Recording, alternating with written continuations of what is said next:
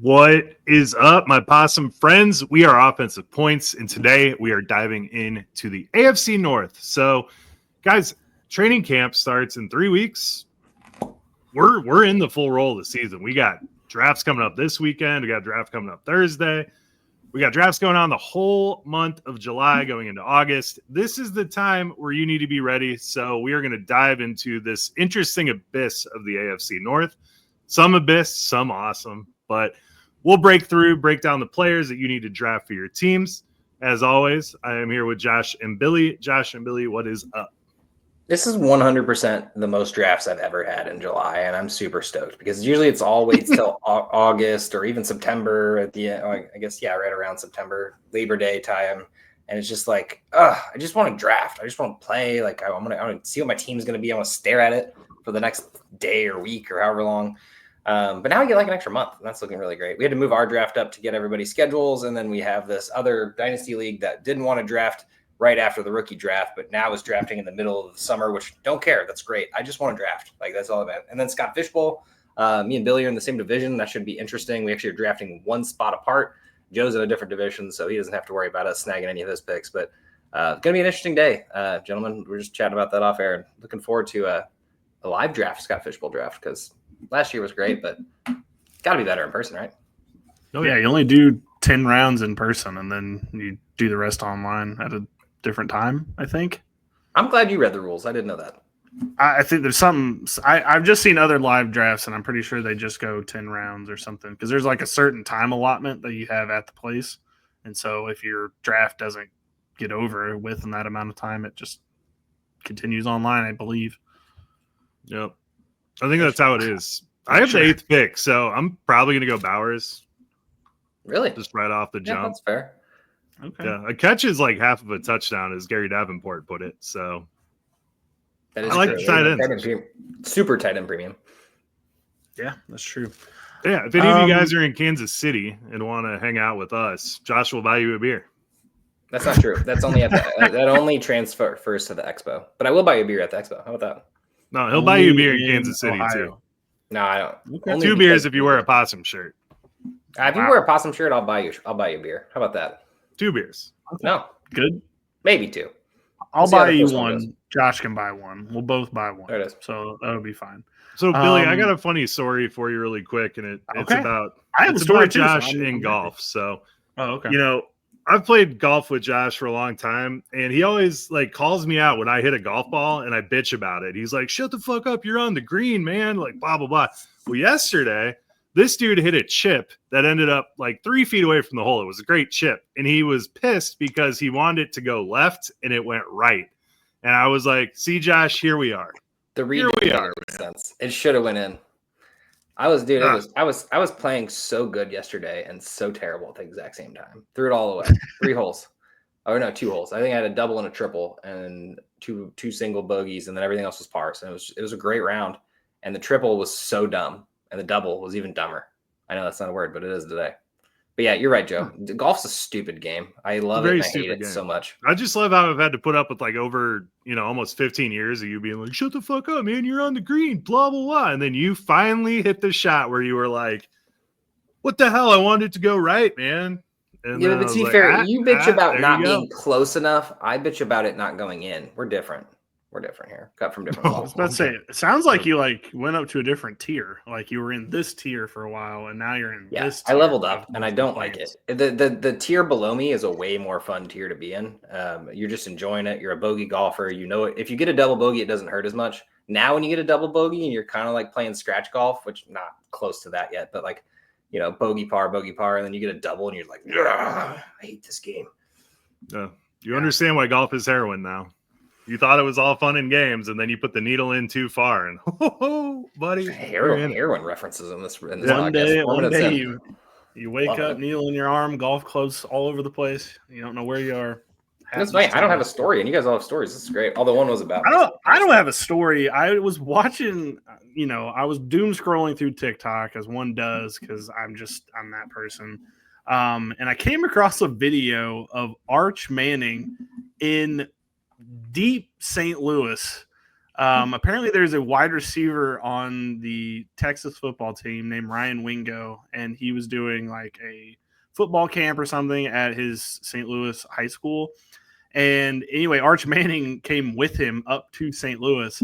And there are videos of Arch Manning in this place in St. Louis City where I'm like, what on earth is Arch Manning doing in this part of St. Louis? That is not where he should be at. I guess I need to send you all this video. I should have queued it up and played it on here, but I was just thinking about it when we were hopping on here. But I'm just like, that is going to be a very funny video if he ever makes it to the NFL, which I'm sure he will. But like if he's ever like the number one pick in the draft, having that video of Arch Manning in, let's just be real, it's the hood of St. Louis. It's just fascinating. Was he partying or like what was he doing? Was he just chilling? He was just signing autographs and like throwing footballs around with the kids in the neighborhood. I mean, it was like it was a wholesome thing. It wasn't like you said he was more in this of part. just like where he was located versus like who I would expect him to be around, and I would expect him to be like on a country club, and he was definitely not there. So or some actually, sort of security around him.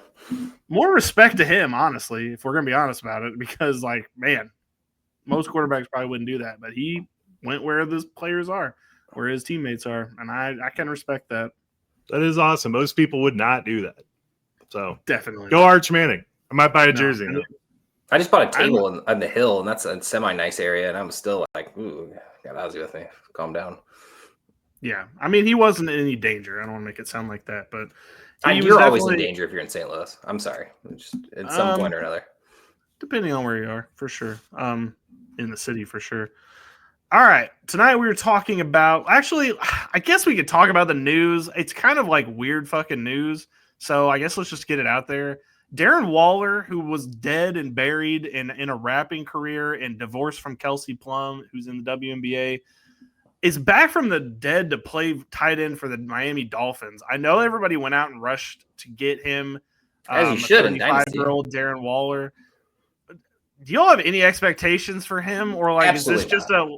Okay, I feel like so he has actually way less tread on the tires than you think. Like he's 32 years old. He's only started for like 5 years in the league. He came out. He really made his breakout when he was like 25 years old, like for the Raiders, and it was great. And he was fine. And honestly, like I'm kind of shocked they let him go. Obviously, now they have two great tight ends, one of the best in the league.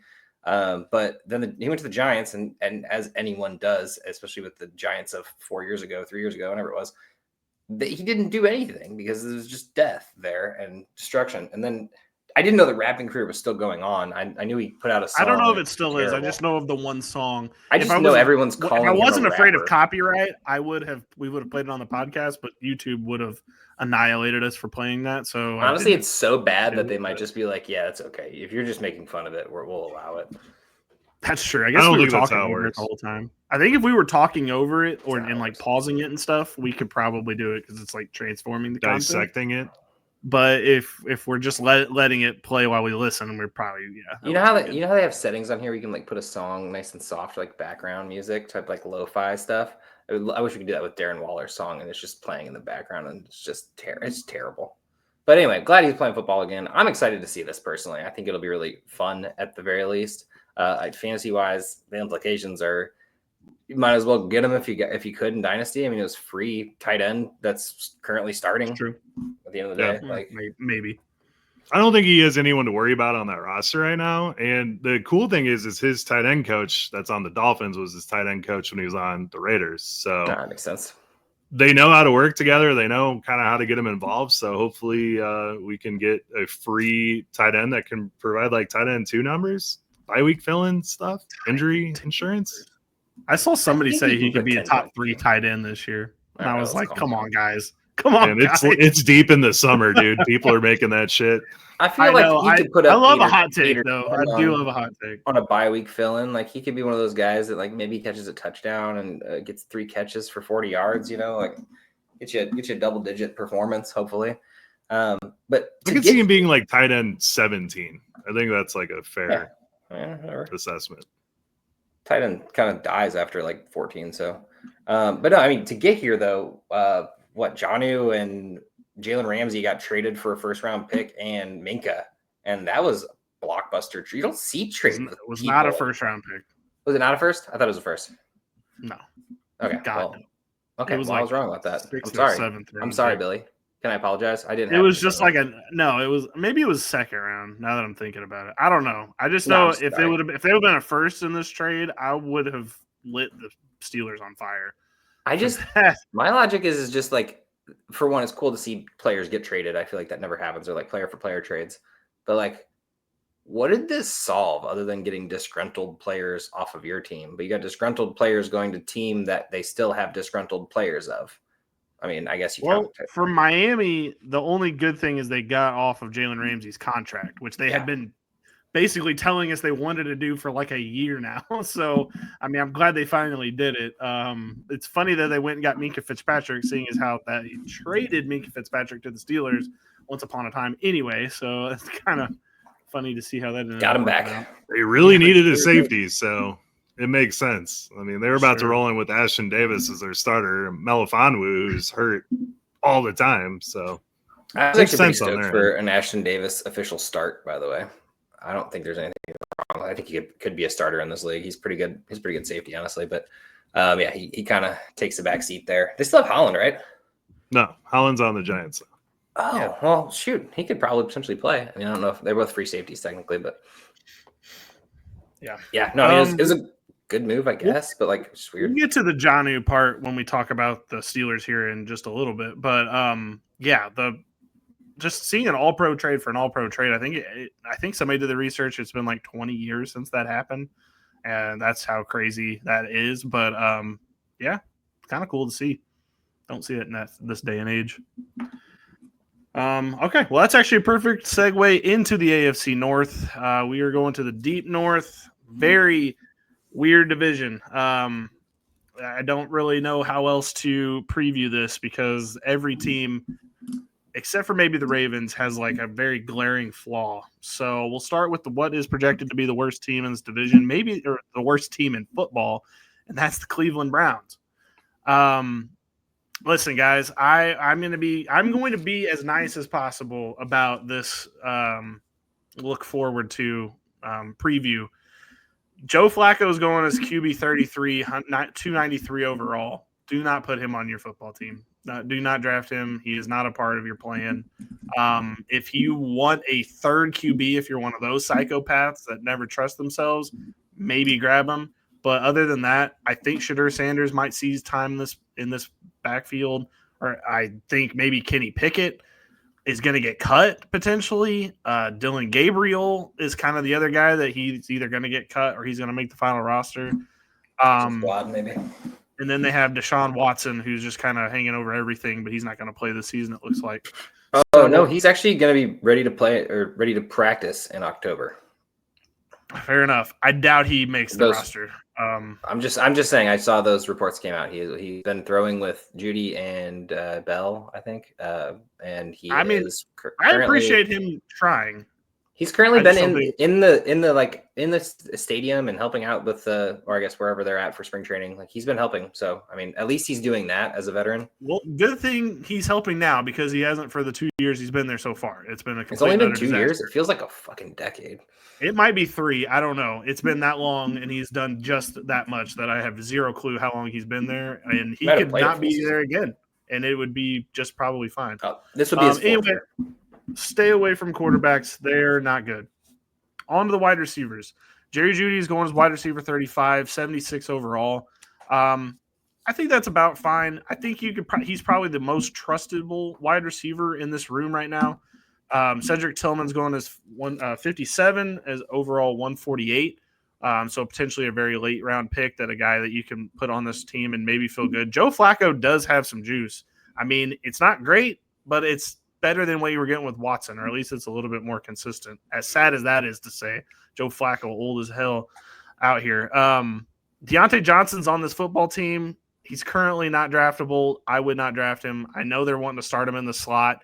I don't see that happening. And even if he does start from the slot, I don't think that he's going to be overall a wide receiver that you can trust on your football team. Let your league mates and your buddies they're going to see his name and they're going to probably put him on their team and just let them have that headache because he might not even be on it by the end of training camp.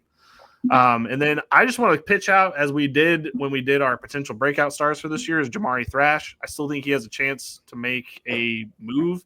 I have heard zero about him potentially getting in the starting lineup, but I still think he's a guy that you should keep an eye on just in case to see if maybe he's also a slot candidate. Yeah, exactly. And so I think that maybe you could put him as a potential guy that could do something for your team. On to the running backs. Jerome Ford is going as RB 57, 170 overall. So yeah, may be wondering who does that have starting then? That is Quinshawn Judkins going as RB 28, 7th round ADP currently, which is bonkers to me because I think that he is going to have the lion's share of this backfield. I still think people are scared about Dylan Sampson. Don't be. I think people are still scared about Jerome Ford. Why? What have you seen from Jerome Ford? If anything, them drafting 2 running backs should let you know exactly how they feel about Jerome Ford, as they think that he is not going to be a part of their plans now or in the future. Dylan Sampson, just to make sure everybody knows, is going as RB 64, 208 overall, which is undrafted, but I still think maybe if you wanted the backup in this backfield, he's the guy to go to, not Jerome Ford. But Quinshawn Judkins, potentially the steal of the draft. He's going to have a big share of this work, and I think that you're going to get a guy that you could potentially win a league with very late in the draft. Well, not late, about midway through a draft. I think your rest of your buddies maybe don't know who he is just quite yet, and I think that you could play that to your advantage. We'll see how the ADP and the berry bump and all that yada yada goes. But as it stands right now, I mean, we're about to draft in a week and a half. Now, we're drafting with people that pay attention, so probably won't be sneaking up on anyone. But if you were drafting with somebody that didn't know what was going on, this might be a guy that you could snag and feel good about. All right, now on to the best player on this team as far as fantasy football goes, and that's David Njoku. Known as tight end 8, 84 overall. I think he is the one guy on this team that if you didn't grab one of the good tight ends in the top 5, that you could feel good about trying to get, because I think he might be quarterback proof in this current room. If it's Flacco, if it's Sanders, if it's Gabriel, maybe not proof of Kenny Pickett, but like of the other guys, he could definitely be a guy to put in this room. And so I think Njoku, he always is putting out solid numbers. He's got solid potential this season. I think you'll feel good getting him as your starting tight end if you didn't get one of the top guys. And for the defense, we got Myles Garrett. Look, he's just a stud. He was DL8 last season. I think we all kind of know what we're getting with him at this point. Grant Delpit and Denzel Ward are 2 of the better DBs that you can get if you don't get one of the top guys. They're definitely guys that you can put in and feel good about getting the amount of points that you're going to need. Which brings me to the linebacker position. Jordan Hicks is the guy I think I would be after the most on this league. Jeremiah Owusu-Koramoah is gone. No more of him on this team. And so in his place will be Carson Schweisinger, I believe is how you say his name. He is a rookie from UCLA. Look, he was solid in college. I kind of liked his tape a lot. When they drafted him, I immediately was like, that's interesting. That seems like that guy could be something. And I think I might fire him up year 1 because he's an unknown and you're going to get him really late. So it's a guy that you could go in and draft. He's going to get a starting opportunity. I think Jordan Hicks is going to get most of the tackles, so don't expect him to lead the team. But I do think that you'd have a chance to grab a guy that, might be something. So is there any guys on this team that you all feel good about? Are you a Mason Graham fan potentially? Like, is there any other guys you're thinking about? I like for the defense. I mean, you're right on Schlesinger. I got him as my linebacker 5 in the league, which is awesome because if that hits, that's going to be awesome. Right. And then Isaiah McGuire, it seems like they are going to give him the chance to start opposite of Myles Garrett. So we saw in limited playing time, he was pretty effective on the sacks. So, I mean, if he gets a full chance and a full healthy season, he could be a guy that breaks out a little bit this year. We've also never really seen the best from Tryon Shoyinka. I know he's not currently listed as a starter, but He had some decent like depth role in Tampa Bay, and seeing him potentially on the other side of Myles Garrett could be really cool. I think there's a chance that he takes over that as Isaiah McGuire spot. But yeah, you pretty much nailed it on the head with the linebackers. It's Jordan Hicks. You know what you're getting, 130 plus tackles probably, and then Schlesinger's just this fun little could work, could not, I bet on him to win Defensive Rookie of the Year. As soon as it came out, it was like 28-1 or something for him to win. I'm just like, look, it's a starting linebacker. Yeah, starting linebacker on an NFL team. Like in a year where there's no clear, like this person's for sure going to be a good defensive player. Like this is not a bad person to jump on. So I got, at least a share just in case. I just want to highlight Deontay Johnson because he's going at wide receiver 90. He's essentially free. Now, people are going to start tooting their horns about him later on, but last year he was a top 12 wide receiver 3 out of 6 games that he played in.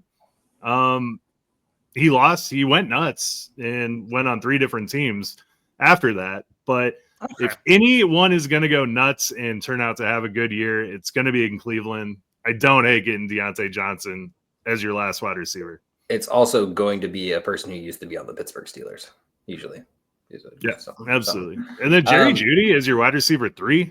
Sign me up for that all day. This offense is going to suck depending on who's the quarterback. But, I mean, Pickett showed something. And if Shedeur gets in there, and like you said, Billy Flacco can sling it. So there's going to be value. There's going to be value here. And Jerry Jeudy is going like, what did you say, 39 wide receiver? Yeah. Well, 35 wide receiver, 76 overall. Have to assume Judy's getting 10 targets a game, right? Like, I mean, I would hope. I don't care who the quarterback is. Pick one of these 5. Jerry Jeudy's getting 10 targets a game, and I think he's fantasy at least flex worthy a consideration. So, and if he's your 4th wide receiver on your team, you don't have to start him. Great to see how this team shakes out, and if they're either competitive or really bad and they're throwing all day, I mean, it's something.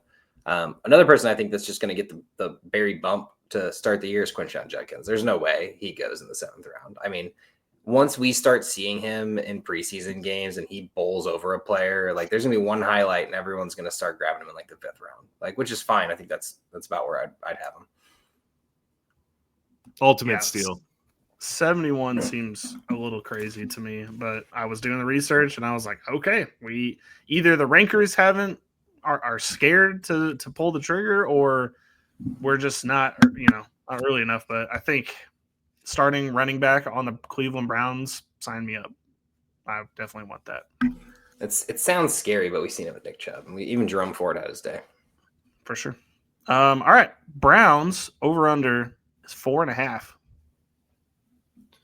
All right. So the Browns are going to start their season with the Bengals, the Ravens, the Packers, the Lions, the Vikings, the Steelers, the Dolphins, the Patriots, the Jets, the Ravens, the Raiders, the 49ers, the Titans, the Bears, the Bills, the Steelers, and the Bengals. That was a tough first 4 games. They're going to have a rough time. However, you kind of don't want to be the starting quarterback on this team because you're getting benched every 4 weeks with 4 quarterbacks behind you. I know they're not going to go in with 5 QBs, but I'm going to go ahead and take the over. This team has talent. Their defense is great. They kept him in games last year. We've seen this happen. I know the quarterback's the biggest question mark, which is not a great thing to have because usually it's like you need a good quarterback, but at least they have options. Usually it's like you have one guy and he's just not the guy, and then there's this random backup Joe Schmo.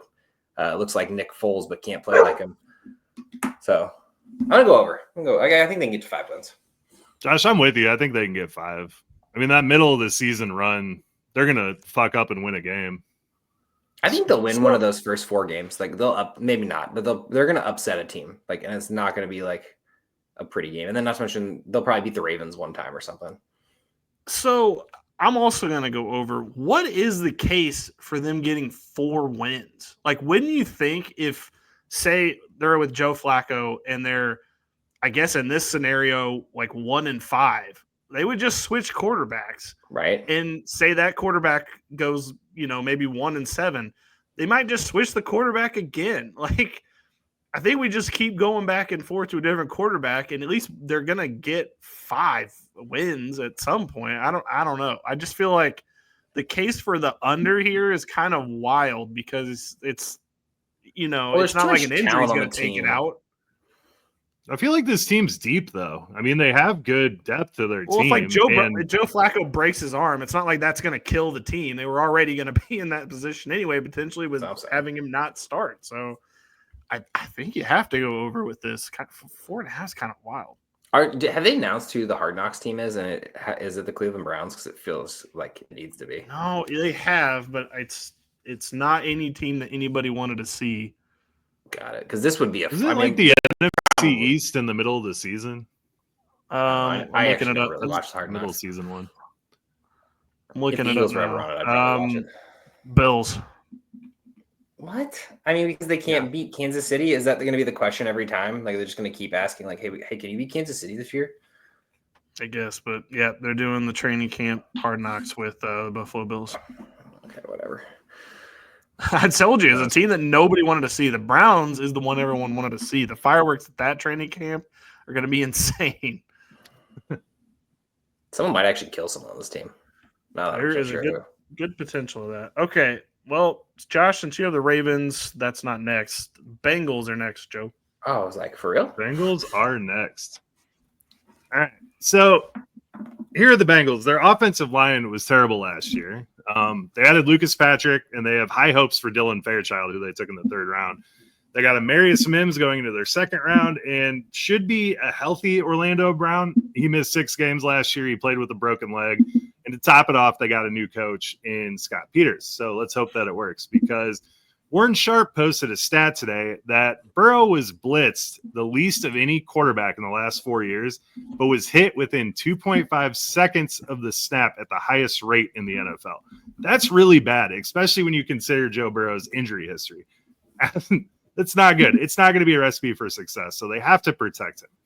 Now, if they do protect him, he finished as quarterback 3 last year. He led the NFL with 652 pass attempts, 43 touchdowns, and the 4th highest completion percentage. They are going to have some problems on defense this year, guys. It's already shown through the cracks, so he could have to throw even more this year. I don't think 700 attempts, 50 touchdowns is out of the range of possibilities. I am buying at the price of QB5 and 59 overall all day. I think if you're a guy that wants a stud quarterback going early, Joe Burrow is your dude, because you're getting a little bit of a value for him. I think that's early, though. That's 5th round. I mean, of the guys that are going early, 2nd through 5th, Joe Burrow is probably the best value there. 100%. Sorry. No, you're good. Chase Brown, he's going as running back 11, 30th overall. When he finally took over the job last year, he was RB5 in points per game, finished as RB10 overall, played at least 80% of the snaps, and had 23 touches per game. That's awesome. And we got to continue seeing this from Chase Brown. I think the Bengals saw enough to keep this going. When you look at what's behind him, Zach Moss, he averaged 3.3 yards per carry last year. Nothing special. They did bring Samaje Perine back, but he never did anything in Cincinnati other than be kind of a receiving back. So maybe we see Chase Brown's receptions come down a little bit. And then they got Taj Brooks in the 6th round. It's a guy to keep an eye on, but this dude had 891 touches in college, which is crazy. That's a huge workload. So I like Taj Brooks. I don't see him really taking anything away from Chase Brown. Might be more of a short yardage guy. I don't know. But I like Chase Brown. The problem is he's kind of going right in that range where I like a lot of the players there. I mean, you can get Trey McBride. You can get Devontae Adams is going right by him. JSN, Terry McLaurin. I would probably take Chase Brown over Terry McLaurin, but it's close. I don't think you're getting much of a value on Chase Brown at all. You're definitely buying him as a premium. And there are question marks about his workload. I don't think it's going to change. I would be willing to bet that Chase Brown is going to continue dominating the backfield. But it's up in the air, right? So you're taking on a little bit of risk drafting Chase Brown. A little bit. Jamar Chase, he was your Triple Crown winner in 2024. He might even be better in 2025 if Burrow's going to sling it as much as he did. So he's going 1st overall. You're taking him 1st overall if you have that pick. T. Higgins, wide receiver 13, 23 overall. I would like to think that T. Higgins' soft tissue injuries were because of the contract dispute last year. But this dude's been dealing with ankle and hamstring injuries since Clemson. when he's on the field, he's a wide receiver 1, but you have to factor in the missed games. He's going to have a couple missed games if he does have a full season, which I think we're all praying for. That would be awesome. But he is going in front of Trey McBride, Garrett Wilson, Devontae Adams. I like all those guys more than T. Higgins this year. I will let someone else draft him. Yoshi and Burton. Yoshi played 900 snaps and finished as wide receiver 68. He's fine in the red zone, but nothing special beyond that. And Jermaine Burton, wide receiver 97. He's getting talked up a lot in camp, but, I mean, he was a complete head case last year. So don't go drafting him. Just know about him in case he pops later on. The third target in this offense is Mike Gesicki. His big games mostly came when T. Higgins missed. So he finished as a top 12 receiver or a top 12 tight end 5 times. 3 of those were when T. Higgins was out. He's going at tight end 23, though. So at that point, is your tight end 2? I'll take that all day. I'll bet on Higgins missing a couple games. I will take the big games for him. And apparently he's been working with Burrow in the red zone, so we could see more than the 2 touchdowns he had last year. What do you guys like on this offense? I'll tell you what I don't like is Chase Brown. You're buying him at his absolute ceiling, and I can't get under it. I don't think you're buying him at his ceiling. That's where he's ranked right now. He's ranked at his ceiling. He finished at 10. He's going at 11. If he had a full season starting with that workload he had last year, he could be 7, 6. He did have a full season of that workload. He had 3 games where he wasn't the starter. Okay. He was going to just go off. If he got 23 points or 23 touches, those 3 games, I think he would be higher than RB10. Well, he got 23 touches 1 time and his 2 times in his year. I'm sorry. I just do not buy Chase Brown. Let someone else take that. It's going to be, you're going to look at it. You're going to go, oh man, I wish I had Chase Brown, but you're going to be like, oh, never mind. I got whoever I got right there for the exact same value. And they're putting up the exact same amount of points. I feel like the downfall of Chase Brown is way easier than he's going up. I don't see him going up. That's my problem. I see him max. Joe, I'm on your side actually on this. So I feel like that's usually the time for a fireball bet, right? Yeah, it is time for a fireball bet. All right. Well, lay it out there. Pick a number. I don't know. Where do you think Chase Brown? Chase Brown. Wow, that's exactly what I was going to say. I was going to say RB8. Oh, we're in agreement here. You know, I'll take 10 and below, and 9 will be a wash. Okay. I'll even give you one. All right, we'll go with 9. And 9 is a wash, so it's not really giving us one. I'm giving you one. Okay, fair enough. I don't think that this isn't happening. Josh, I agree with you that it's very topsy-turvy where he's going right now, but the fact that this defense is going to suck so much, they could run 70 plays a game on offense just because they have to keep this competitive. So that's my only argument. Who did they bring back this year that wasn't on the team last year? Samaje? Yep. And do we like Samaje Perine? Nope. But you know what he does? Get passing down work. And he's going to steal that from Chase Brown. And then I don't know if Zach Moss is still going to have a role. I don't know what happened. He got injured, and Chase Brown took over. You got Taj Brooks coming in. Yeah, late round pick, but this is not going to be a top 10 running back. This is going to be a one-man backfield. You're right, Joe. Okay. Yeah. They watched it for 14 games last year. How did that work out for them? It worked great well for them. Did they do anything with that? Did they do anything with that? Well, Jamar Are you going to blame their whole season on Did they do Chase anything Brown? with that? Did they do anything with Jamar Chase's triple crown? I don't think they won enough calling games, him a bum? I'm not saying Chase Brown's a bum. I'm saying this is the highest fucking spot he will ever be drafted, and I think it'll be a mistake. I think this year is good. We'll see what happens next year because they're not going to. We'll see what happens in the future. That's the issue. The issue is he's not going to get paid. Like they're not going to pay him, and that's going to be the issue in the long run because the Bengals are cheap as hell. Sorry, I don't care that they gave. They can't. They are paying 3 people. Yeah, but they're dumb enough to have not done the contracts earlier to make it cheaper on themselves because they're that cheap. They have to wait until they're way priced the hell out and they can't pay anyone else. And just to act stupid about it and not pay anyone else. It's so dumb. We still got Hendrickson. Sign their rookie because they can't give him guaranteed money because they're cheap. Sorry. They have to sign Hendrickson, man. This situation needs to be settled stupid. soon. They won't even sign their first round pick, Joe. Why would they sign Hendrickson? They have to. They can't afford to lose him. The rookie will be super cheap, and they can't even give him guaranteed money. Why would they pay Hendrickson? I don't know. They have to, though. He's They probably going to have. have a hard time if they do sign him getting 17 and a half sacks with Hubbard gone, but I don't know. I would want off of this team. I'm sorry, and I know that like the Bengals love Burrow and Chase and them. I would want the hell out of here. Higgins should have gone. I'm sorry, he should have gone.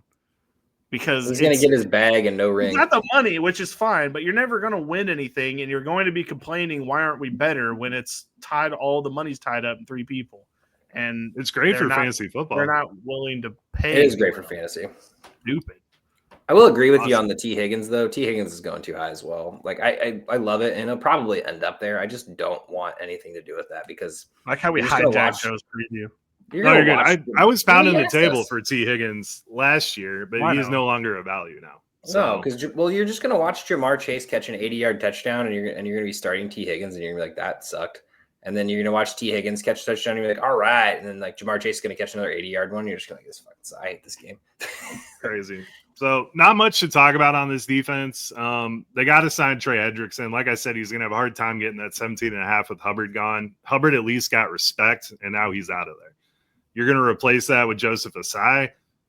I don't know. Shamar Stewart, he wants to ensure he's getting everything he can in the contract, and I get that. As long as he signs by training camp, I'm not too worried about it. We still have about 3 weeks left, so we'll see what happens there. He's asking for the bare minimum of a guaranteed contract, like every other first-round pick gets paid. It's not crazy, he's asking dude. for the world. It's insane. It's crazy. He just wants to get paid. That's it. So I don't hate him for this. I think he's going to sign and play. They got to. I mean, they can't lose Hendrickson and Shamar hold out. One guy I'm kind of excited about, they brought in Al Golden from Notre Dame. He is focused on Miles Murphy. He is trying to get this dude going. Miles Murphy dropped some weight. He's playing faster. They're just trying to get him to react a little bit more. And with all the drama going on the lines, the retirements, the holdouts, the trades, Miles Murphy could absolutely see a year 3 breakout. Wouldn't be the worst guy to add to your team late in the draft, or if you're in Dynasty, float a trade for him real quick. Logan Wilson's really the only guy you feel good about on this defense. He gets 16 points a game all the time. It's the safest pick.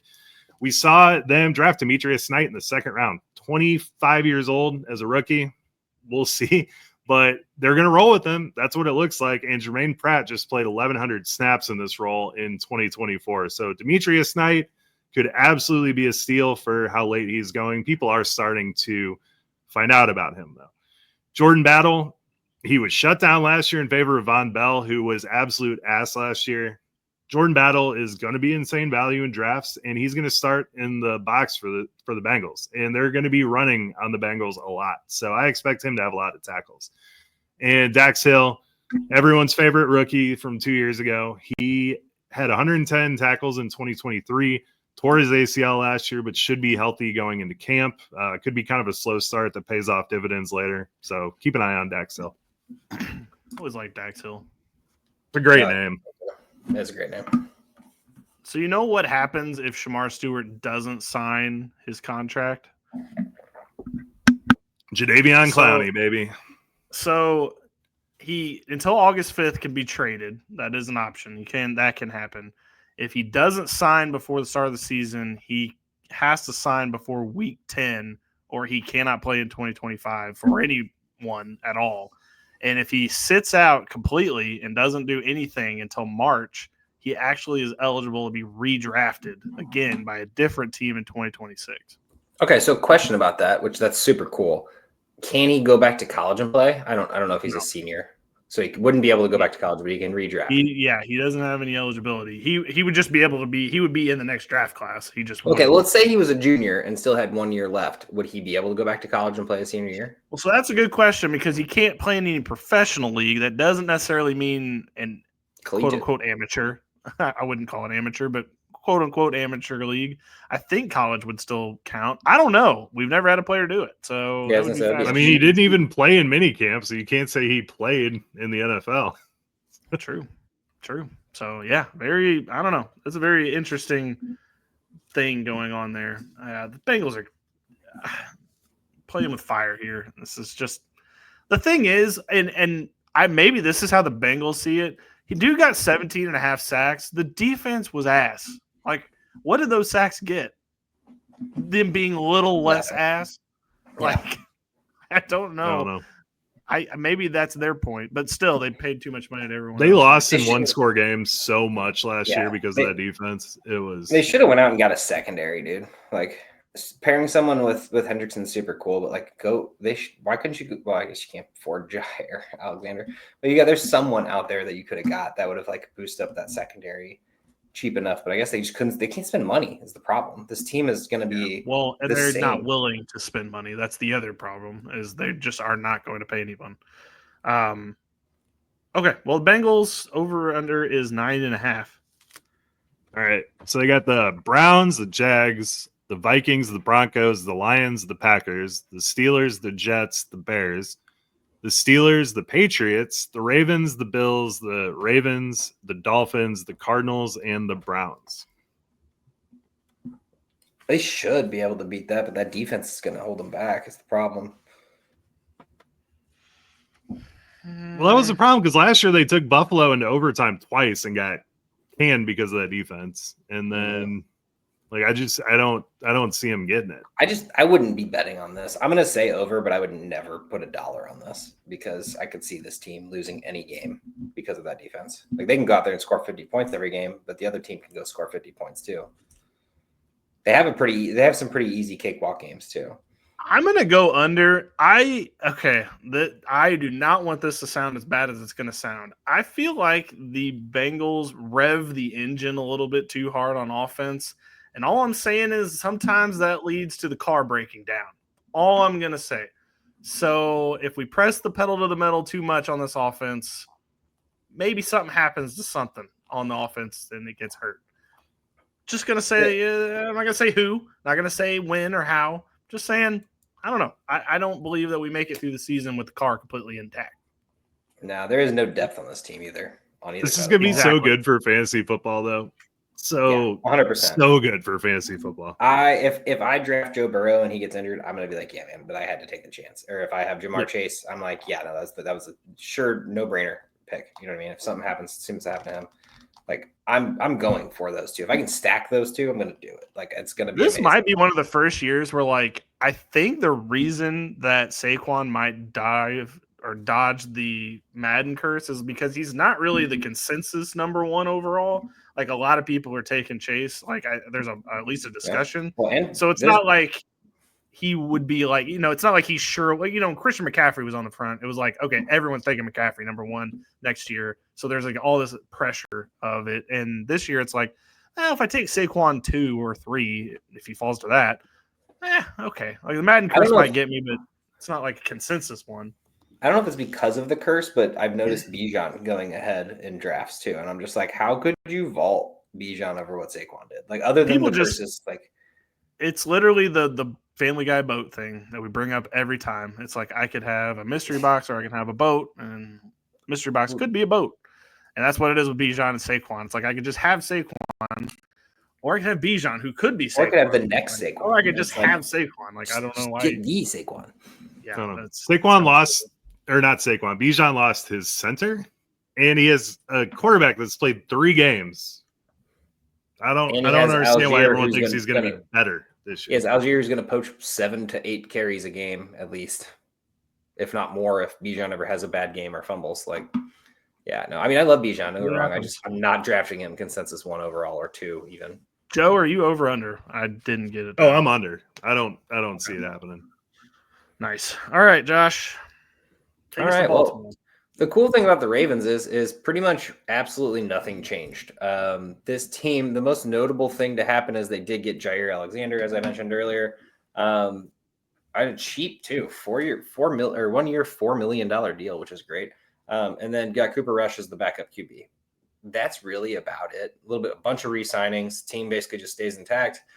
Didn't really lose anyone of note. I mean, some defensive players, but it was all kind of depth fill-ins anyway. So offensively, Lamar Jackson, our QB1 of last year, is, I mean, at this point, you got to say he's on pace to be QB1 again. I mean, almost 1,000 rushing yards, 4,000 for the first time in his career, and 41 passing touchdowns, which looking at that number seems so unreal considering Derrick Henry did what seemed like the entire workload of this team.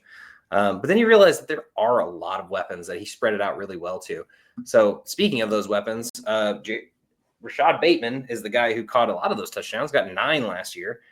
He is just an absolute steal this year, going well into the 90s. So please go get yourself some Rashad Bateman. You don't even have to pay a premium for it. The only issue here is Zay Flowers. He is going pretty much exactly where he should be. Like, it's not like a bad draft spot for him. It's just in my opinion, there's better around him. So he's going 51, wide receiver 24. He finished as wide receiver 25 last year. Now this could go up. Like, I'm not saying don't do it. I just feel like for me, this is probably going to be where I grab my QB or tight end or something, like, or maybe I'm just grabbing Jameson Williams, David Montgomery, I don't know, Hampton, if I really was feeling it. There's just so many people around. I don't love this placement of him. Now, if Zay Flowers slips a couple picks and you can go out and get him at, as like the 27th, 28th wide receiver off the board, I'm all about it. I don't hate it. He's done great. Not a lot of touchdowns though. So we got 5 touchdowns last year, 4 touchdowns, 5 touchdowns the year before, 1,000 yards, which is great, but it's not consistent enough for me. There's some 10, 11 games, and then there's some 5s and 2s. And I'm looking for a solid 12 every game, and then a nice 20 on top of it, or 30s. I mean, those are always great, but we're talking about the wide receiver 25 here. So anyway, wide receiver room is weird. Don't even worry about DeAndre Hopkins. Like, just leave that alone. Let someone else, as Billy loves to say, let someone else have that headache on their team. It's super cool. He was a good wide receiver, a little bit over the hill at this point. Could have big games. Great fill-in if need be. Like, you could throw him on the bench and maybe fill him in a really bad bye week scenario. But just don't do it. Just get out of there. And then he's one of my favorite best ball receivers. Because he's going to have like 4 2-touchdown games. He's going to have some touchdown games, which is great. But I'm just like, redraft, just leave it alone. I know that's one of those veterans that people won't quit, which I'm all about, not quitting veterans. Speaking of veterans, Mark Andrews let the entire team down in the city of Baltimore. And what's funny is he had that horrible beginning of the year, and everyone dropped him, including our buddy Billy. Thank you, Bill. I used him for one game. I think I won that game, hopefully. But he had a resurgence at the end of the year, and likely is like supposed to be the guy that took over. But at the end of the day, he was never anything consistent last year, and he pretty much just did what he's always done. So I think Mark Andrews is still ready to fire up. I think he's going like tight end 6 and pretty late, kind of after the whole beginning tight end run goes. I'm cool with getting him if he's the tight end 6 or 7 off the board. I'm thinking even that drop in the AFC Championship might even just give him, or I guess it was pre-AFC Championship conference game, whatever. I don't know, man. I'm about it. I'm gonna get Mark Andrews on the team. I know it. It's gonna be ugly at times, but you got to just kind of roll with the punches. And then King Henry, man, dude, just stop saying he's going to not do it. He's not going to do it. He's not going to be able to do it. He still can do it, and he will do it. And you can take him in the first round. It's fine. Second round would be better, but we'll see where he actually falls to. I think he's currently going right in the middle of first. Runs running back 4, top 7, which I'm kind of shocked, but I guess after almost running for 2,000 yards, that'll happen. So offensive line being the top 10 offensive lines in the league. Derrick Henry ready to rumble. And then behind him, I just, it'd be fun. And maybe if you got a big enough bench, stash Justice Hill or even Keaton Mitchell. But I don't see it really being lucrative unless there's an injury, basically. So what do you guys think about this team? I like everything you said. Mark Andrews shockingly had 10 top 10 finishes at tight end last year, which is absolutely wild. Now, the reason I love DeAndre Hopkins is I do feel like in the red zone, he's going to take a little bit away from Mark Andrews. So we could see a little bit of a dip there. But overall, I like the value on both those guys. Can we please get Zay Flowers 135 targets? Ravens, I'm talking to you. I don't understand how he doesn't. If we could get him 90 catches, he would be a steal. He kind of is a steal where he's going right now, just because he is going to have those monster games. And then Keaton Mitchell, I'm just assuming is going to take that job from Justice Hill, because what we saw from Keaton Mitchell was fantastic. And Justice Hill was very usable last year. And Derrick Henry, I know he's, unbreakable, but Keaton Mitchell could take some work away from Derrick Henry. He is getting a little bit older, so they could try to get a little bit more to Mitchell and his big playability. That would be all I have to say. I love Justice Keaton Hill. Mitchell. Yeah, and Justice Hill was usable at times last year, which is wild. Yeah. Like, I mean, I wouldn't roll the dice on it as a second. On one of my dynasty teams that, the flex is like 10 flex people, it feels like.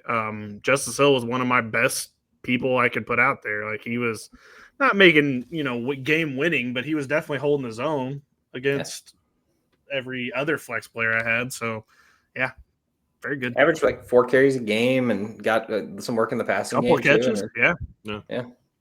That's solid.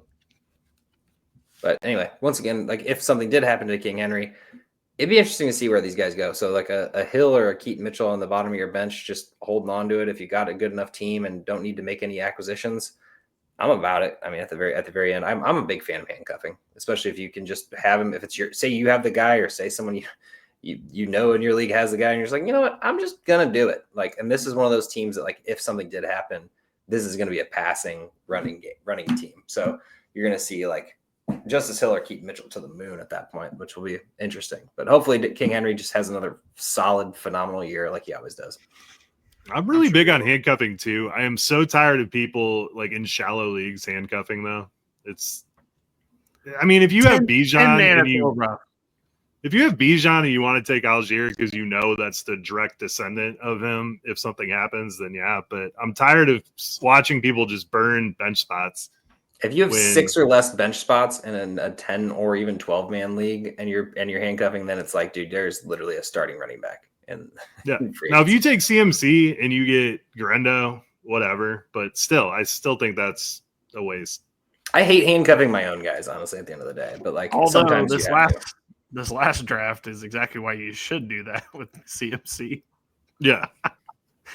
Yeah, no, Grendo's like the number one handcuff. He's the new Alexander. Announced the night, like, hey, Jordan Mason's starting. It's not going to be CMC. Literally the night of the game. It's like, oh, okay, cool. I'm just tired of like an injury happening and you go on waivers and you're like, sweet, and then the guy in last place has had him on his team the whole year for no reason. That's like, why? True. It does happen way more than it should. Anyway, sorry. Defense wise, this is pretty phenomenal. Nothing. No, like, huge name people outside of Roquan Smith, in my opinion. Oh, okay. I was about to say, whoa. No, yeah, sorry. So like Trenton Simpson could play out and do decently. I mean, you're looking at maybe 100 tackles, sure, like that possibly. Nothing great to write home there. Van Noy and Owe and Matabuke, I guess, would probably be the next best thing, especially if you're in a defensive tackle league. But all these guys are like 7-8 sack guys. It's more of a team effort. Like the defense does really well, but it's not just one guy usually. Although Matabuke obviously has had some pretty good seasons. And then Kyle Hamilton. I love Kyle Hamilton, but there's too many defensive backs on this team making plays. Marlon Humphrey, Kyle Hamilton, Malachi Starks now, Jair Alexander, Nate Wiggins. Like, this secondary is, I'm just going to go ahead and say it's the best in the league. Filthy. It's ridiculous. On paper, at the very least. We'll see how it actually plays out. But, I mean, this defensive back's already all good, and then you get Malachi Starks and Jair here. But I hate drafting, like, players from these because you get mad when you're like, oh, it's a pick, and it's like, it's Hamilton. I had Starks, 14 and 24. Like, I mean, I'm not saying they're going to be bad. I mean, they're great fill-ins. I don't know what their exact rankings are right now, and if they're high, I'm not taking them. Like, Roquan's obviously like the first pick in the draft. I feel like it was always like a conversation between us about like these kind of teams where it's like they're a great team, but individually, we're kind of just taking each other's lunch here. We're not really no real star. That seems like the only problem with that. Unless I will say Humphrey being a nickel cornerback. If you have a cornerback spot, he's always a fun one to play. He's always getting picks. He's always getting fumbles and all kinds of stuff. He's always involved in some sort of weird transaction with the football, and I love that. He really is. The one thing they do have going for them, though, is because this offense is going to be really good, that those other teams are going to be throwing a shitload. So probably That's good stats for all of them, I guess. I mean, I want to get excited about Owe because he was pretty good last year, and even Kyle Van Noy, but they got Mike Green, and you'd have to assume that Mike Green's going to come in at some point and start eating up. And then one of the guys I do like is kind of a deep stash is going to be Teddy Buchanan. He could easily take that job from Trenton Simpson. I know Trenton Simpson's confident he's going in, but he has not shown it to this point. And I could see Teddy Buchanan, who they've hyped up quite a bit in training camp, take that. Trenton Simpson is one of the worst bench cloggers I've ever had on on my dynasty teams. I just like every year I'm like maybe, and it's like nope, not this year, maybe next year, and it's like oh no, maybe no, it's never ever gonna happen. The thing is he was fine last year, and it was like you were getting 12 points a game in defensive leagues, and it's like that's cool and all, but like looking for a big game, like then you have 4 tackles. He lost his job to Harrison, wasn't it? Harrison and it was someone. Yeah, didn't they take his Malik job Harrison. like halfway through the season? Yeah, Malik Harrison and Chris Ford apparently took over. Yeah. Something like that. Before we move on, I just want to shout out how great this team is at drafting. Like, look at this. Ronnie Stanley, 2016 first overall, still on the team. 2017 first overall was our first round pick was Marlon Humphrey, still on the team. 2018, their first round pick is Lamar Jackson, obviously, still on the team. And then just like Rashad Bateman, first round pick in 2021, Tyler Lindenbaum, 2022 first round pick. And then Odafe Owe, Nate Wiggins, Kyle Hamilton, Malachi Starks this year starting. It's just like every year they take a first round draft pick and the person's still on the team starting and being good. It's just wow. Like no, they're good at drafting. Drafts work. Like I don't know if there's a team that drafts as good as the Baltimore Ravens. Like, well done. The Philadelphia Eagles. Very well. Yeah, well, now I would say, but like I feel like the Eagles there for a minute were kind of. Are we going back to the Justin Jefferson thing? Listen, man, we didn't know. I'm just saying. Do you think their kick is going to be worth a damn this year? I don't even know who it is. Didn't they draft someone? Yeah, so I did leave out the Justin Tucker business, but I will say one thing about it though is like, why is there no spewing of hatred, and why are people not as mad about this when it's almost exactly the same as Deshaun Watson? It's a kicker. It's a kicker. Still, though, I mean, it's still a guy. Like, it's still a guy. No, I know. I'm just saying, if it was Lamar Jackson, for whole different reasons, people would be freaking out. But it's a kicker. Dude, if it was Mark Andrews, do you think he would have been lynched by now? Just because, like, Baltimore already hated him? Like, they were already pretty pissed at him at the end of the year, and now it's like, oh, no. No, they'd probably just be like, this is justification to get him the hell out of here. That's fair. So, like, time to go, bud, for sure. All right. Yeah, Baltimore. What a team. Plus, they have a dude named Longer Beam, which I'm just hoping that guy's a guy because that is a fantastic name. The Ravens over-under is a whopping 11.5. All right. So they got the Bills, the Browns, the Lions, the Chiefs, the Texans, the Rams, the Bears, the Dolphins, the Vikings, the Browns, the Jets, Bengals, Steelers, Bengals, Patriots, the Packers, and Pittsburgh Steelers. Dude, they can win every single one of those games. Dude, they have a banger of a schedule. That's gonna be a lot of good games in there. That I'm like, hell yeah, I want to watch that. I hope they win 12 games. This could be the next. This could be the next like undefeated. Like holy shit! Like they beat the Chiefs and now they're 5-0 and now they're 6-0 and like the whole ramp up. Oh, can they be the Dolphins? Like this team can win every football game. Like this team is scary. This should be the AFC champion. They really could. There's really no hole on this team. Like they're good. They're good football. I don't know how these teams are going to score on the Ravens. Yeah, the defense is pretty good. I don't think they're the best defense in football. I'd probably have them like third, maybe. Maybe we can talk about that after we get done with Steelers. Best defenses in the league. All right, over unders. What do you guys think? 12 or under? I'm going over for sure. I think they win 12 games. All right. Bunch of overs. Cutting it up. All right. We'll go back down to the mysterious land of Pittsburgh. Does anybody want to talk about Aaron Rodgers? I'm We'll talk about exhausted Aaron at this Rodgers. point. I wasted too much of my breath on him with the Jets. So go at it, Joe, please. Okay, so Aaron Rodgers, he's old. It's his last ride, the last dance, if you will. He doesn't have a whole lot to work with, but he is going to throw the football a lot more than Russell Wilson did last year. Russell Wilson and Fields combined for 29 passes a game last year. Aaron Rodgers is going to air the hell out of this football because it's his last hurrah. He's currently going at quarterback 28. That will change coming into the season now that he is with the Steelers, especially with the Jonnu Smith. And if they do add another wide receiver, he could go even higher. Aaron Rodgers is a good value for a backup quarterback because although I don't think Tomlin wants him to throw, he is going to throw.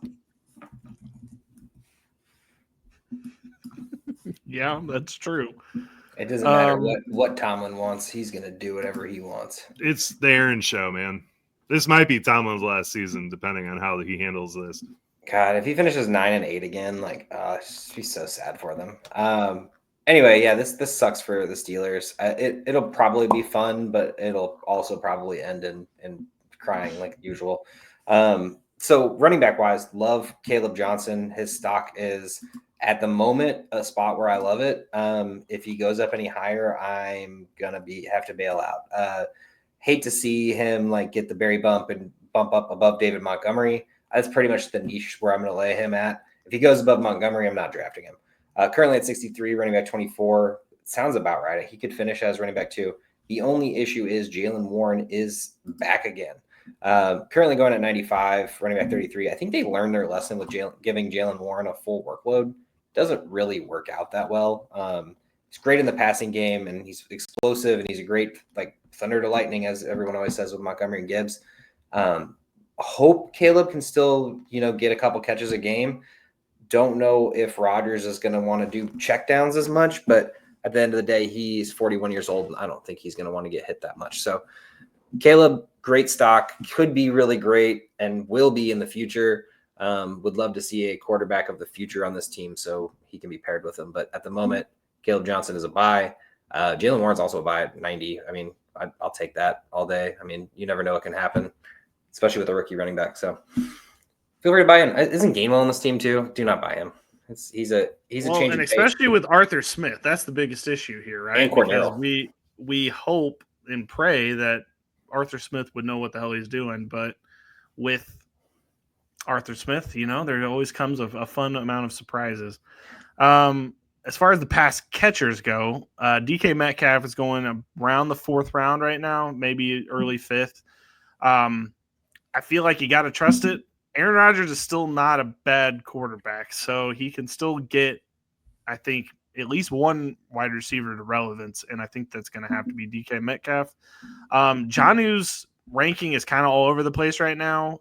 He was much, much higher and one of the, I think, trusted tight ends going into these drafts, but now I think he's kind of down in the dead zone. I'm seeing on Fantasy Pros right now, they have him at 106, which is tight end 11. Look, they have Freiermuth, they have Jonnu Smith. When Arthur Smith had Jonnu Smith with Kyle Pitts, it completely kneecapped Kyle Pitts. So I don't expect anything less than what happened there to happen here with the Steelers. So honestly, I'm not going to lie to you fellas. I think the only 2 pass catchers I'm going to take is Jonnu Smith if it's late. If he's going in the 10th round, I'm not taking him. But if he goes any later than that, if he falls even further, I might take him just because I know how good of a player he can be. And then DK Metcalf, obviously, I trust him.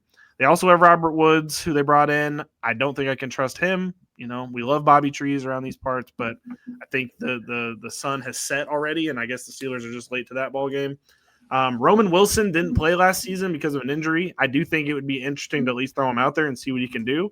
But Aaron Rodgers hates rookies, so this will technically be not a rookie though. Is this like a loophole? Okay, so this is why I don't know what to do with him, because technically you're right. He's not a rookie. This will be his 2nd year, but he also didn't play at all. So I don't know if Aaron Rodgers' mind that means he's a rookie. I don't know, but doesn't have a ton of options, because the other option is Calvin Austin III, who I don't think I think Aaron Rodgers is going to take one look at him and say, hey, we need to bring someone else in.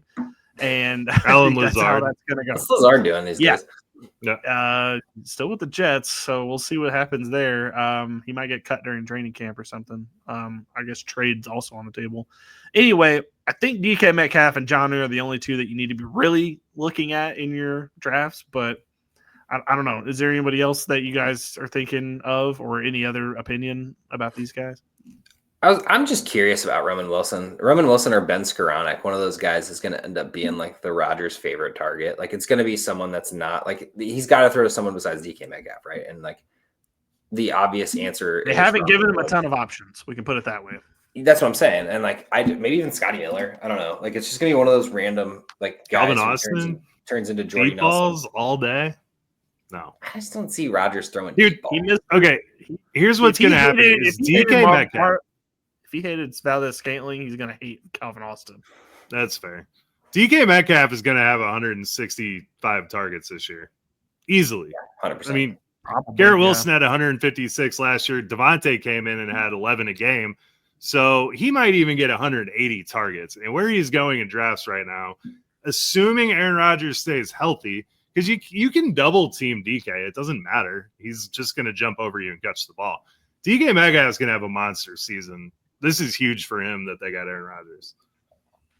Yeah, I mean, best quarterback he's ever played with, arguably. I mean, you could say maybe Russ wasn't dead yet, but man, that is interesting to say, but I think you're right. Yeah. Wide receiver 24 going in the fourth round, dude. I think all day. This like the perfect build if you were going to decide DK is going to be your guy is if you did go running back. Like I think if you did go running back first 2 rounds, DK would be a perfect option at that 4-5 turn to where you could get a solid starting. I'd say even let's say you went Chase and then you grabbed Kyron Williams and Josh Allen or something weird. Maybe you got Brock. I mean, Bowers. that exactly. Like you got one of each, and you want to grab another one, and you just like all of a sudden Metcalf sitting there as your second wide receiver. Like I'm all about it. I just think you followed up with Devontae Adams and Metcalf and just have 2 top 10 receivers that you're getting in the 4th and 5th round. I mean, it's crazy. Yeah, you like playing with fire a little bit, but hey, if you want to win a fantasy football league, you got to play with fire. Last year when I went into that draft with you guys at the lake, I just threw caution into the wind and was Derrick Henry, Joe Mixon, 1-2, old man, let's go, let's do this. And, helped me. I didn't win, but, I got closer than I'd been in a long time. So you got to grab the caution to the wind. Hey, sometimes you have to do it.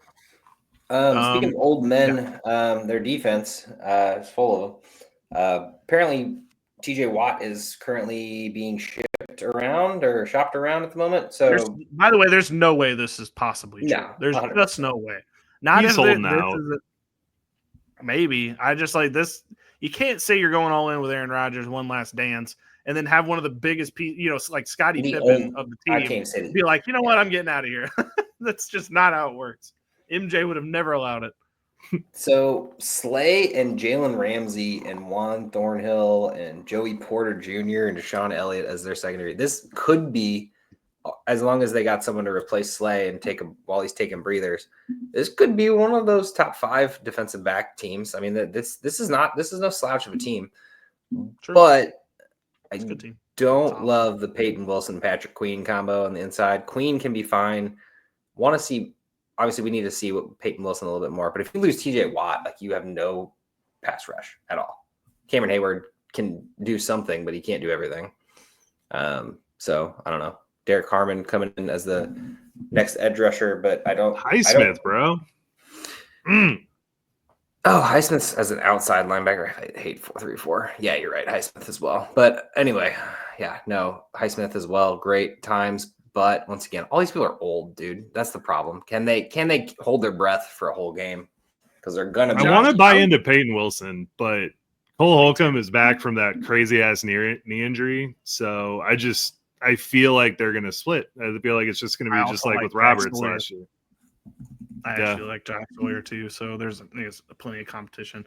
I was actually listening to a podcast, Josh, when they were talking about defenses in general, and one of the points made was that the Eagles may have ruined the pass rusher market as far as like your TJ Watts of the world, because they, in some other teams, Steelers included, have kind of invested in the defensive tackle spot as far as that being your pass rush, because they just bull in and get that. There's actually no reason to pay, a TJ Watt or one of these big name pass rushers, because if you get a good couple of defensive tackles, much cheaper than you would get one of those guys, that it actually kind of ruins the market for these guys that are wanting this a lot of money on the outside. So I do Fletcher think that Cox actually started this, because they used to just do the rotation on edge, and it was David Long, and it was just every random edge rusher we could find. Obviously, Brandon Graham, long time standing on the team, but outside of that, it's always just been draft one, keep him for 4 years. They have a good year. All of a sudden, it's contract time. Like, not someone else. Well, look at what the Eagles have done. Like their defense is built not around a pass rusher, which it's like, okay, so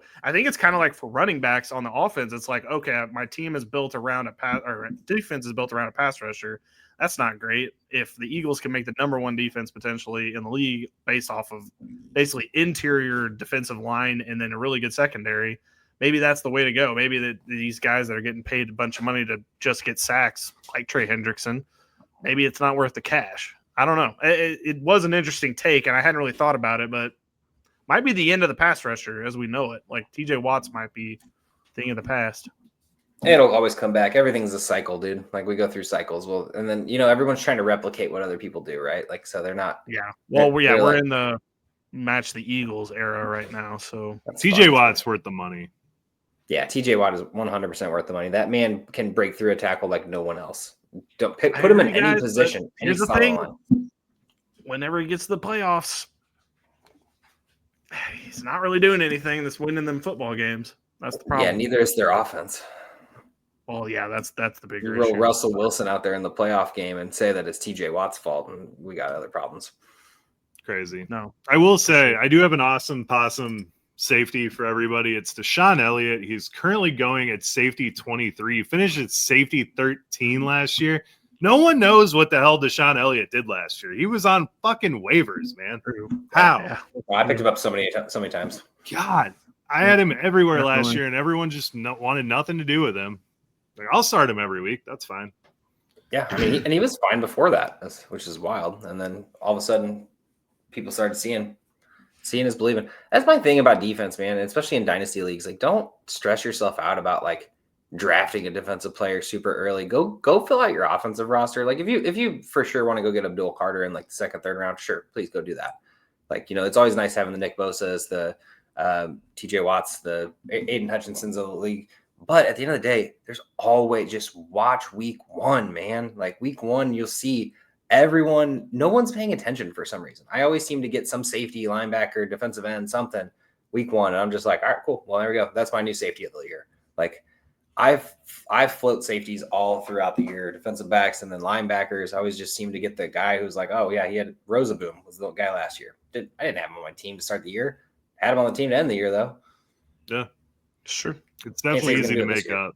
I do like getting one top 7 defensive end. That's kind of my draft strategy. Oh, if you're doing like a startup draft for sure, like go draft one or whatever. I'm talking about like even just in the redraft. I try to get like one good edge player, and then I try to get a top 10 linebacker. But then the rest of it, I just let it wait, and then I'll grab dudes late. Yeah, if you can get Roquan and not spend an arm and a leg for it, for sure. If you're like the first guy to start biting on the defense, and then everyone starts biting afterwards, you're like, all right, hold on, we gotta fill out some other players.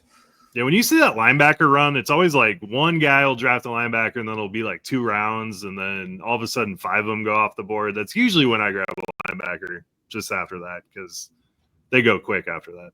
Oh yeah, you definitely want one of each player in any redraft league for sure, and then you can kind of fill your roster out. All right, the over/under for the Pittsburgh Steelers is 8.5. Jets, Seahawks, Patriots, Vikings, Browns, Bengals, Packers, Colts, Chargers, Bengals, Chicago, Bills, Ravens, Dolphins, Lions, Browns, Ravens. Nope. Well, what week was the Packers? Packers were week 8. I like that. I'm going to be. I hope that's on a highlight, like a Sunday night. It's the Sunday night game. Oh hell yeah! They do. I mean, that game is going to be boring as hell, but that's going to be very fascinating to watch. Yeah. I'm going to go with over. It always seems to work. Man, it's just like if he goes out with the American flag and tears his Achilles again, I don't know. But I guess How's an American flag? that's what he ran out with the Jets. He Oh, ran out with the okay. American flag, and then he ended up tearing his ACL in the game. But have that one patriotic running out of the flag. Yeah, I guess I'm going to go under. That's weird, but I don't trust this team. Okay, well, it sounds like we have a resounding Baltimore dub in this. This whole division is going to be a mess, though. I think there might only be one playoff team in this division. We'll see how the rest of the AFC shakes out. But the AFC, guys, just stinks. Like, I'm sorry, it just stinks. Like, I don't know why all of the good talent is going to the NFC and all the good coaching and everything. But there's just the AFC is just gross, and it's just gonna be that way. It's kind of like what it was whenever the greats were playing. I say the greats of our generation were playing. The Brady, the Peyton Manning, like the Drew Brees. I know he's on the NFC. It's like they have their three good teams, and then it's just like pitter patter, and hopefully something can happen. The AFC South is disgusting, other than Houston, kinda. The AFC East is really just the Bills, probably. With a couple of hopeful teams. And then the AFC West, which, I mean, we all hope is good to be good against the Chiefs, but hasn't been that way for a decade. I don't know why we would start now. So I don't know. I guess we'll see when we do the rest of the division previews. But man, the AFC stinks. What's going on? You get some players over there. Okay, I'm going to do a couple over-unders of wide receivers in yardage just because I think there is some interesting ones here. Jamar Chase, 1,300 and a half. Seems over. Free. I know. I feel like that's easily 1,400. Like, I don't know why. What's T. Higgins? Do you have that one pulled up? I do have that one pulled up, Joe. T. Higgins, 975.5. That's like perfect. I know. Because you feel like he's... I'd say over there too. It's risky because he's got to play all fucking. He's got to stay healthy. But I mean, so does Chase at that same point. Yeah, Chase could get that in 14 games. That's true. Chase could take a couple days off and still get that. Probably could. All right. With these other teams, DK Metcalf 950.5. Over. Hammer that. If they had anyone else on their team, I'd say under. But yeah, no. I was like, did Vegas see the Jonnu thing and they're just like, oh well, there goes all of his yards. Like I was wow. There was all that talk about him being the wide receiver too for the Steelers. Like, no. It's insane, I think. Unless Arthur Smith has leaked that they're not going to be passing the ball much this year. I think they'll just do a lot of 12-man. I think you'll see a lot of Freiermuth and Jonnu on the field, especially with the lack of wide receivers. All right. Freiermuth was the first person to text Rodgers, and they are bunk buddies at camp. So, sure. Breakfast Club. He did step in for what's his name that went to Dallas? His camp that he he's got good juju going on right now. All right, this one. If you thought that one was fascinating, listen to this. Jerry Jeudy 975.5. He's actually more than Metcalf, and that is without knowing who the quarterback is. No, I get it. After what he did last year at the end of the year, there, like he's getting 200 yards a game, 100 yards a game, like everything. Why would it definitely be more than Metcalf? Like that's just what? Just because of continuity. Like, do you think just gonna keep doing it next year? I guess so. Are we all over on that one too? No, I'm actually under. Joe? I'm worried about that. Well, Josh is gonna go under. I don't know. I just don't like Jerry Jeudy. So I wouldn't bet. I like him in fantasy. Oh yeah, I forget you hate Jerry Jeudy. I like Jerry Jeudy. I'm not betting on that. At least for the Ravens, we got Zay Flowers at 900.5. Under. Really? I'd say over. I just like. What do you get last year? The yards are going to be spread everywhere. Well, he was hurt. 1,000 last year, right? 1,000 last year, and he had 850 his rookie year. I think that's fine. 900. Like, if that was 1,100, I'd be like, absolutely not. But That's true. I feel like they're trying to tax something away for Hopkins, and I'm like, yeah, not going to be much taken away from Hopkins. I wonder why I should have looked up his over under. I'm sure it's like 600 because there's no way they could have gotten that high with Hopkins. Yeah, no. He's If just Zay not Flowers' catching. touchdowns was over 3, I wouldn't bet on that. I am like oddly high on Hopkins this year. I can't wait during our drafts, Joe, for you to be taking Hopkins. It's Malik Neighbors and Hopkins. That's the 2 players you're gonna have on your team. Oh yeah, 1-2 punch. and DK Metcalf. Yeah, and DK Metcalf. You're gonna have a bizarre team this year. I forgot Hopkins wasn't on the Ravens last year. I don't know why. I just thought he was on the Ravens last year. He was on the Chiefs. Where was he? Chiefs. That's right. Chiefs. Right, yeah. Wasting away somewhere. You know how it is. All right. That's all we have for the AFC North. Next week, we move to the most competitive division in the AFC, and that is the AFC West.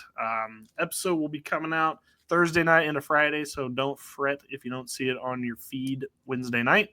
And, yeah, so we'll see you next week. Joe, get us out of here. Good night.